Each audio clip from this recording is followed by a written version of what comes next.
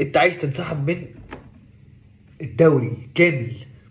طب انت هتشارك في كاس الرابطه ليه وانت معاد الرابطه ورافع قضيه على ورافع شكوى في الرابطه في اللجنه الاولمبيه؟ طب انت ليه ليه انت عايز تشارك فيها؟ هتقولي الناشئين. ناشئين ايه؟ طب الناشئين في بطوله الناشئين. هتقولي اصل عايز افرجهم للجمهور ده.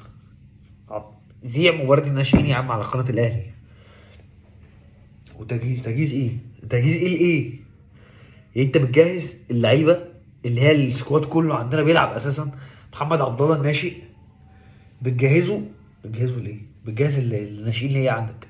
بتجهزهم للمباراه اللي انت داخل تلعبها قدام بيراميدز لو لعبت اخر خمس ست مباريات في الدوري، ولا بتجهزهم لربع النهائي قدام الهلال السوداني؟ ملهاش لازمه. ملهاش لازمه ان انت تشارك في البطوله نفسها مع ناس انت بتقول والله اللي انتوا ظلمتوني. انت راح تلعب مع ناس ظلموك تاني وفي الاخر جاي تقول لي هنسحب من الدوري. انا مش مصدقك.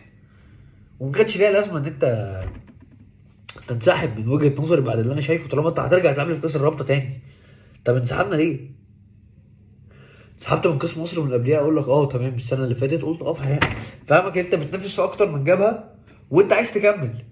لكن انت جاي دلوقتي تقول لي اصل انا عايز اشارك في كاس الرابطه ومش هشارك في دي. لا مش جايه معايا الصراحه. حاسس ان مش واقعيه بمعنى صح. واتمنى يعني طبعا. بص الاهلي مشكلته في ايه برضو؟ انت هتشارك في بطوله انت مش هتاخدها وانا عارف انت مش هتاخدها. انا واحد من الناس مش هعرف اتفرج على الاهلي وانا قاعد اعمل كده. اصل انا مش هاخد البطوله دي لا اقعد اشجع كأن الاهلي بيلعب في نهائي افريقيا.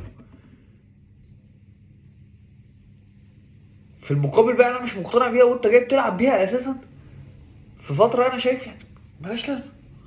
بس اتمنى برضو الفوز للاهلي باذن الله وياخدوا البطوله.